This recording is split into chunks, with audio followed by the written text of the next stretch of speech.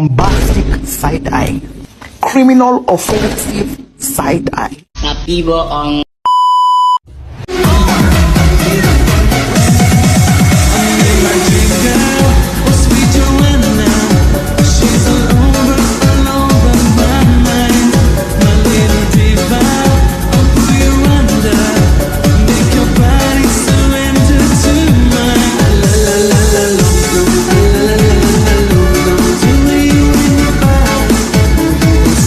Apa itu kebutuhan penilaian?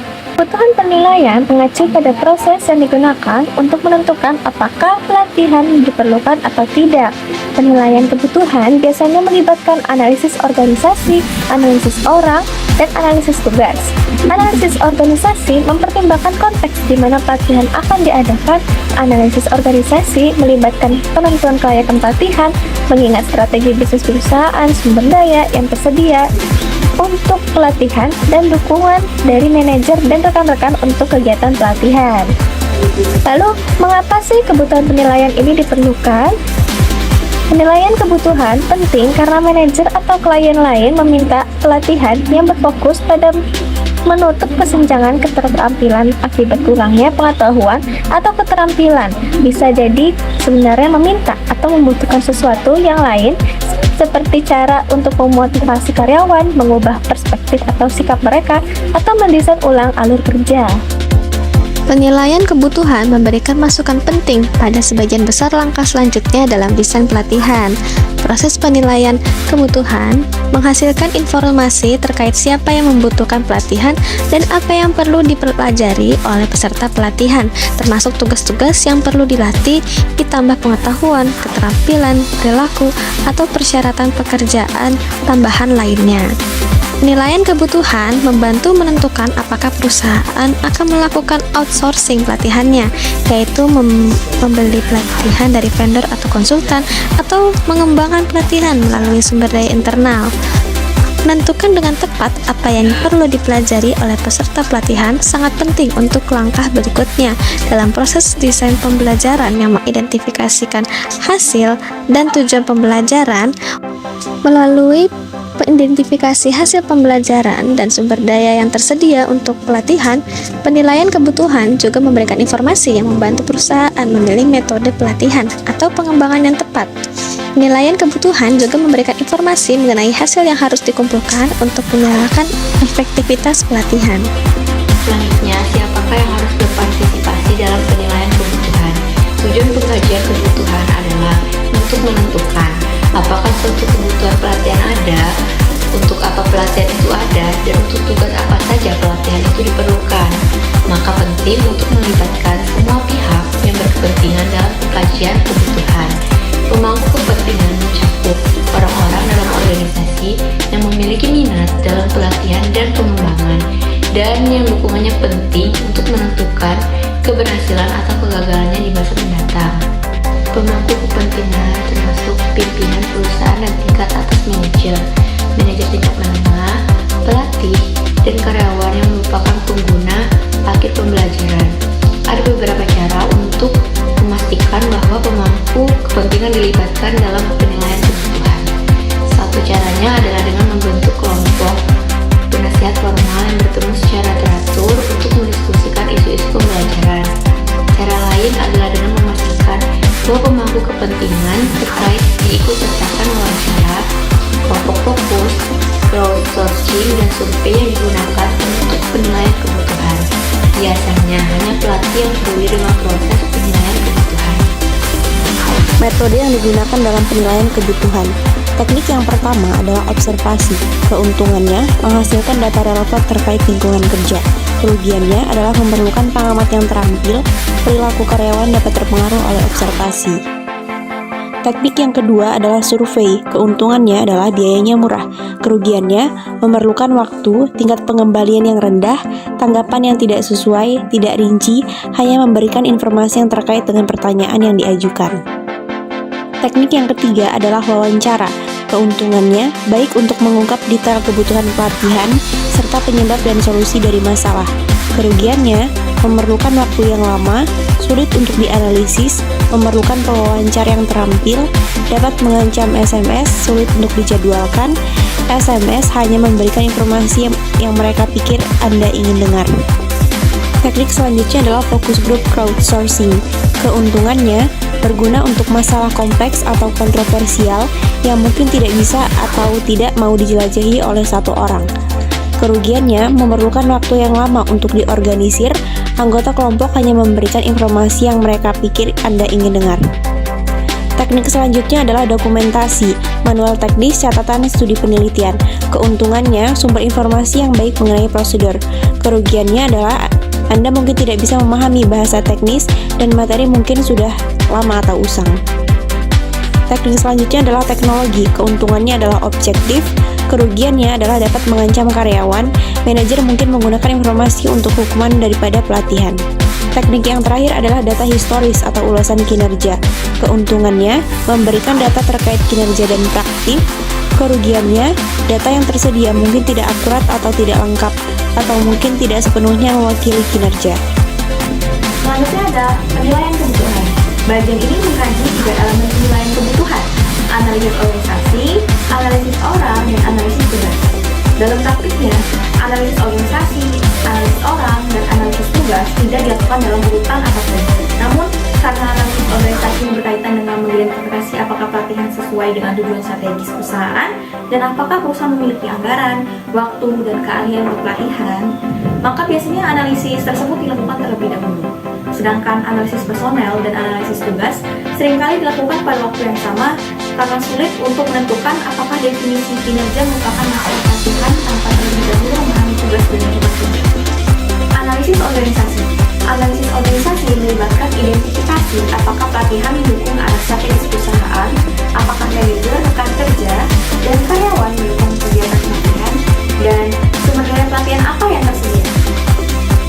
Beberapa pertanyaan yang dapat ditanyakan dalam analisis organisasi, yaitu bagaimana konten pelatihan dapat mempengaruhi hubungan karyawan dengan pelanggan, apa saja yang perlu diketahui oleh pemasok, pelanggan, atau mitra tentang program pelatihan, bagaimana program ini selaras dengan kebutuhan strategi bisnis, lalu apakah sumber daya organisasi harus dicurahkan untuk program ini, kemudian apa yang kita perlukan dari para manajer dan rekan kerja agar pelatihan ini berhasil. Analisis orang atau personal. Analisis personal membantu mengidentifikasi karyawan memerlukan pelatihan, barangkali karena kurangnya pelatihan atau pelatihan sebelumnya yang tidak berjalan dengan baik. Hal ini sering disebut sebagai analisis kesenjangan. Analisis kesenjangan mencakup menentukan apa yang bertanggung jawab atas perbedaan antara kinerja karyawan saat ini dan kinerja yang diharapkan. Proses analisis orang. Proses analisis faktor-faktor yang mempengaruhi kinerja dan pembelajaran. Yang pertama, karakteristik seseorang. Hal ini mengacu pada pengetahuan, keterampilan, kemampuan, dan sikap karyawan. Lalu ada input. Input berkaitan dengan instruksi yang memberitahu karyawan apa, bagaimana, dan kapan harus melakukan sesuatu. Input juga mengacu pada sumber daya yang diberikan kepada karyawan untuk membantu kinerja mereka. Sumber daya ini mungkin berhubungan dengan peralatan, waktu, atau anggaran. Lalu ada output. Output itu adalah harapan terhadap pembelajaran dan kinerja. Kemudian ada konsekuensi. Konsekuensi mengacu pada jenis insentif yang diterima karyawan atas kinerjanya. Lalu kemudian ada feedback atau umpan balik. Hal ini mengacu pada informasi yang diterima karyawan saat mereka bekerja. Selanjutnya ada analisis tugas. Analisis tugas menghasilkan gambaran aktivitas kerja, termasuk tugas yang dilakukan oleh karyawan, dan pengetahuan, keterampilan, dan kemampuan yang diperlukan untuk menyelesaikan tugas tersebut. Langkah-langkah dalam analisis tugas. 1. Pilih pekerjaan yang akan dianalisis. 2. Mengembangkan daftar awal tugas-tugas yang dilakukan pada pekerjaan dengan mewawancarai dan mengamati karyawan ahli dan manajer, dan berbicara dengan orang lain yang telah membuat analisis tugas. 3. Validasi atau konfirmasi daftar tugas awal. Langkah ini melibatkan sekelompok orang, yaitu pejabat lama, manajer, dan lain-lain, untuk menjawab beberapa pertanyaan mengenai tugas, baik dalam pertemuan atau survei tertulis. Keempat, setelah tugas diidentifikasi, penting untuk mengidentifikasi pengetahuan, keterampilan, atau kemampuan yang sulit dipelajari atau rentan terhadap kesalahan, seperti yang diperlukan untuk tugas pengambilan keputusan pemecahan masalah. Baik, masuk materi yang selanjutnya itu model kompetensi. Jadi apa sih kompetensi itu? Jadi kompetensi itu merupakan seperangkat keterampilan, pengetahuan, kemampuan, dan karakteristik pribadi yang memungkinkan karyawan melaksanakan pekerjaannya dengan sukses. Nah, selanjutnya ada tabel 3.9 yaitu kompetensi dari model kompetensi. Yang pertama di sebelah kiri itu ada klaster teknis dan sebelah kanannya itu peringkat kemahiran. Nah, jadi peringkat kemahiran itu dimulai dari 0 itu tidak mampu melakukan tugas dasar, lalu 1 memahami prinsip-prinsip dasar, dapat melakukan tugas dengan bantuan atau arah, lalu yang kedua itu melakukan tugas rutin dengan hasil yang dapat diandalkan, bekerja dengan minimal pengawasan, lalu yang ketiga melakukan tugas yang kompleks dan banyak, dapat memilih atau mengajar orang lain. Terus yang keempat, poin yang keempat itu dianggap ahli dalam tugas, dapat menggambarkan, mengajar, dan memimpin yang lain. Nah, lalu klaster teknisnya, pertama arsitektur sistem, jadi kemampuan untuk merancang aplikasi perangkat lunak yang kompleks, membuat protokol dan membuat prototipe. Lalu ada migrasi data, jadi migrasi data itu kemampuan untuk menetapkan persyaratan platform yang diperlukan untuk mengkoordinasi transfer data secara efisien dan lengkap. Lalu yang terakhir itu ada dokumentasi.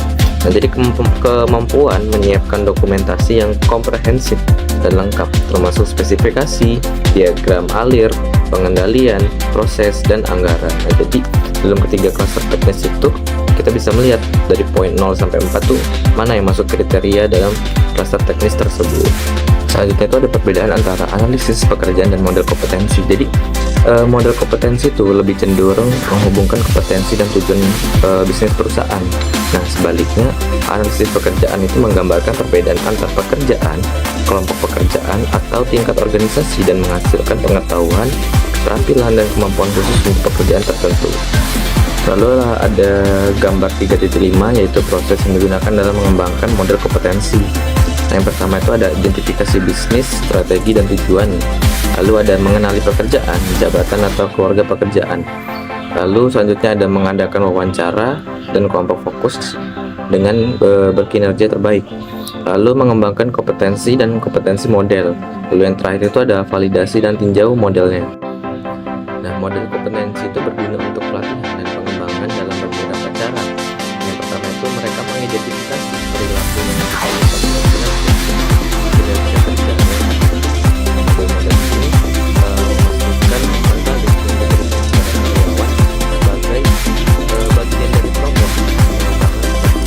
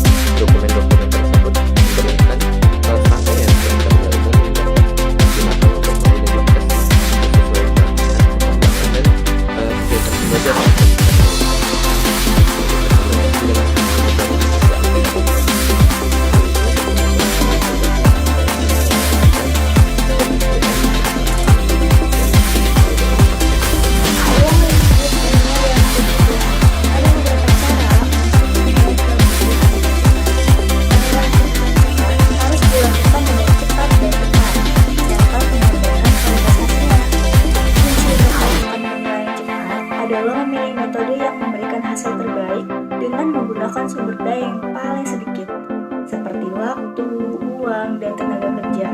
Ini bisa dilakukan dengan memperhatikan seberapa besar dampak masalahnya terhadap bisnis dan memilih metode media siswa. Selain itu, menggunakan data yang sudah ada, seperti data kesalahan, penjualan, dan keluhan pelanggan juga bisa membantu dalam policy pelatihan kepada karyawan. Ada beberapa cara untuk melakukan penilaian kebutuhan secara cepat. Yang pertama yaitu ruang lingkup penilaian kebutuhan itu bergantung pada besarnya titik tekanan potensial. Jika titik tekanan tampaknya bersifat lokal dan berpotensi mempunyai dampak kecil terhadap tersebut, maka pengumpulan informasi dalam pengkajian kebutuhan itu hanya dapat terdiri dari beberapa wawancara. Tapi, jika titik tekanan akan berdampak besar pada bisnis, maka pengumpulan informasi lebih lanjut harus dilakukan. Kemudian yang kedua, pertimbangkan untuk menggunakan pengumpulan data yang sudah tersedia, seperti data kesalahan, data penjualan, keluhan pelanggan. Hal itu karena akan memberikan petunjuk mengenai sumber masalah kinerja dan solusi. Kemudian selanjutnya itu mengenai penilaian kebutuhan dalam praktek. Ada beberapa aspek dari proses penilaian kebutuhan. Yang pertama, pelatihan dipandang penting untuk membantu perusahaan mencapai tujuan strategisnya, di mana hasilnya sumber daya dari waktu dialokasikan untuk penilaian kebutuhan dan pelatihan. Kemudian yang kedua, penilaian kebutuhan mencakup penilaian tugas atau keterampilan yang membantu menentukan siapa yang memerlukan pelatihan dan tugas apa yang perlu mereka pelajari. Kemudian yang ketiga, berdasarkan penilaian kebutuhan, program pelatihan dikembangkan atau diubah untuk memperbaiki kekurangan keterampilan yang teridentifikasi. Jadi kesimpulannya adalah langkah pertama dalam upaya pelatihan adalah melakukan penilaian kebutuhan yang meliputi analisis organisasi, analisis personel, dan analisis tugas. Berbagai metode digunakan seperti observasi, wawancara, dan survei. Analisis organisasi sendiri menentukan sejauh mana pelatihan cocok dengan strategi bisnis perusahaan. Kemudian analisis personel mempertimbangkan apakah pelatihan diperlukan, siapa yang memerlukan, dan keterampilan yang diperlukan. Pelatihan mungkin menjadi solusi terbaik jika karyawan tidak tahu cara bekerja, tidak mendapat umpan balik, atau kekurangan peralatan. Manajer perlu memahami faktor-faktor ini sebelum mengirim karyawan untuk pelatihan. Kemudian pada analisis tugas ini mengidentifikasi tugas dan pelatihan yang diperlukan dalam hal pengetahuan dan keterampilan. Pemodelan kompetensi adalah pendekatan baru yang fokus pada identifikasi kemampuan pribadi. Wassalamualaikum bro.